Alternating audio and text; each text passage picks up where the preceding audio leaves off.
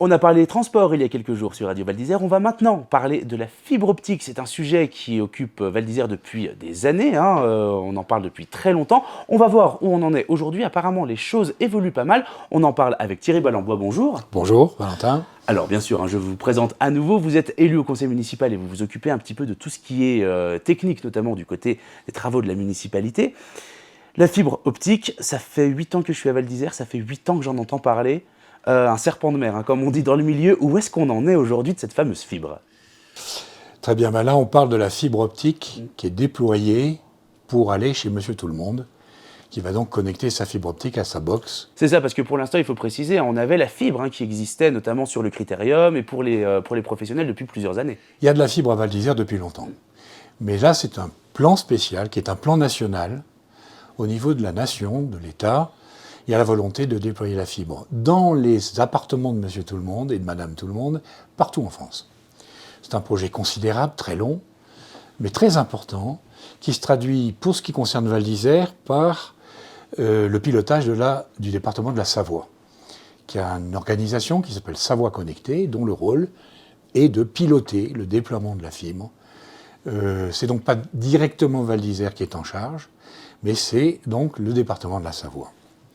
Naturellement, nous sommes impliqués, les services techniques, dirigés par Laurent Recordon, sont impliqués sur ce projet-là et travaillent depuis longtemps en amont avec Savoie Connectée pour que Val d'Isère soit pris en compte, qu'on n'oublie pas une partie de Val d'Isère, qu'on ne soit pas oublié et qu'on soit bien traité. Et puis ensuite, contrôler la qualité du travail qui est fait, dicter l'endroit où on va mettre les armoires de connexion, etc. etc. Comment ça se passe? Le Savoie Connecté a un sous-traitant. Dans le cas de Val d'Isère, il s'appelle Avantgarde Télécom. Et c'est celui que vous voyez dans la rue, qui tire des câbles. Qu'on a vu au printemps, qu'on a un petit peu moins vu cet été, en fonction, bien sûr, avec la saison d'été, mais qu'on a vu aussi en cette fin d'intersaison, là. Exactement, exactement. Donc, eux, que font-ils? Ils déploient la fibre jusqu'à ce qu'on appelle des armoires électriques, qui sont, vous les verrez, des armoires blanches, pas très grandes, pas très gracieuses, qui sont il y en a 18 dans Val d'Isère, dans les différents quartiers. Et puis ensuite, ils amènent la fibre dans ces armoires, ils les connectent, et là, leur travail s'arrête. Le travail s'arrête lorsque toutes les armoires sont connectées. À date d'aujourd'hui, les 18 armoires sont posées dans Val d'Isère, sont installées, et on va dire qu'à peu près la moitié des prises, il y a 7200 prises qui doivent être connectées. Je crois qu'on est à 3300, donc on est à peu près à la moitié du projet. L'opération suivante, plus tard, sera lorsque le service sera mis commercialement actif. Il faudra que les opérateurs, et ils sont actifs, les opérateurs commercialement, ils vont aller voir les clients et dire voilà, maintenant vous pouvez acheter la fibre, le service de la fibre.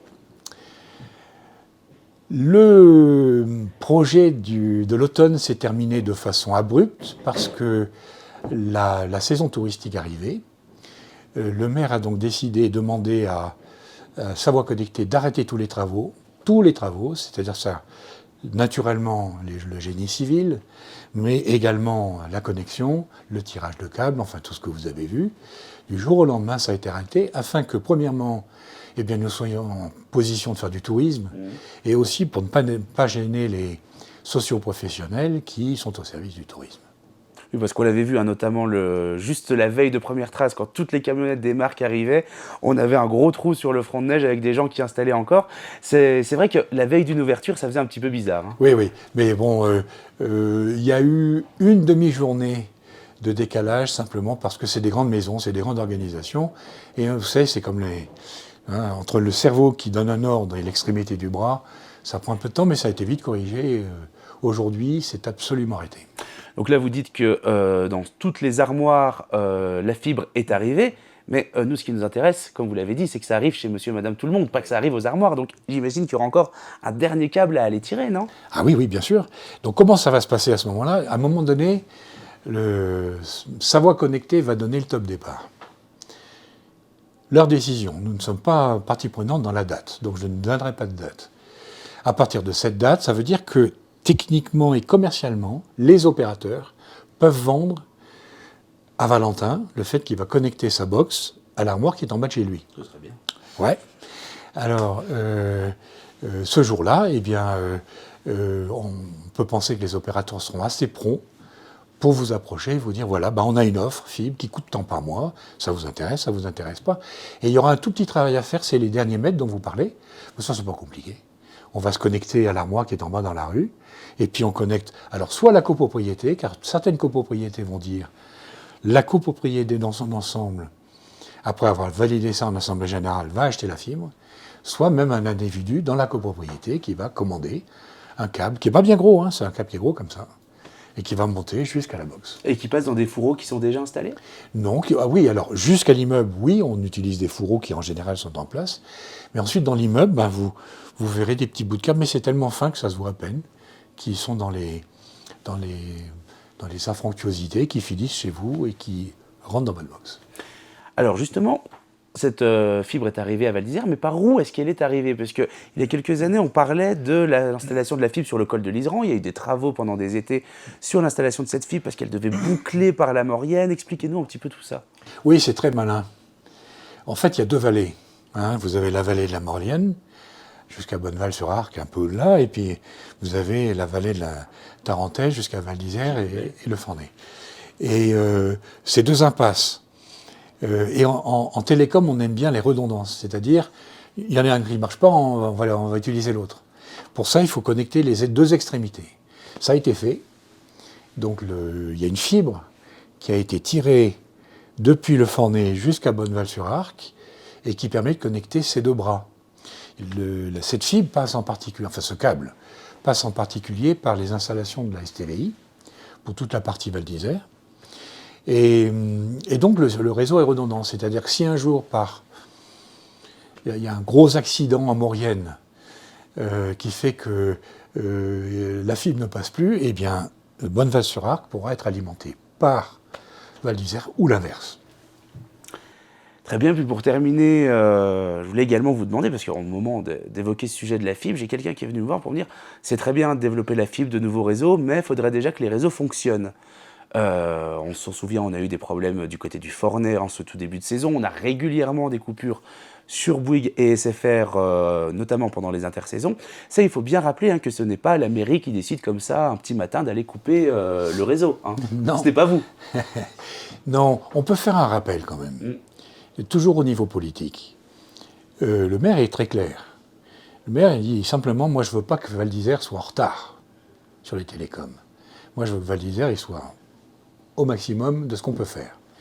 Donc le travail de la mairie, il est quand même là pour dire, nous on veut encourager, on veut faciliter, on veut accueillir les opérateurs privés, car tout est privé dans ce monde-là, les opérateurs qui viennent pour opérer. Et c'est ce qu'on fait, on les aide, on leur facilite la tâche. Il reste que le travail, il est chez eux. Le réseau de Bouygues appartient à Bouygues. S'il tombe en panne, c'est à Bouygues de le réparer. Si le réseau Orange connaît une difficulté, c'est à Orange de le réparer.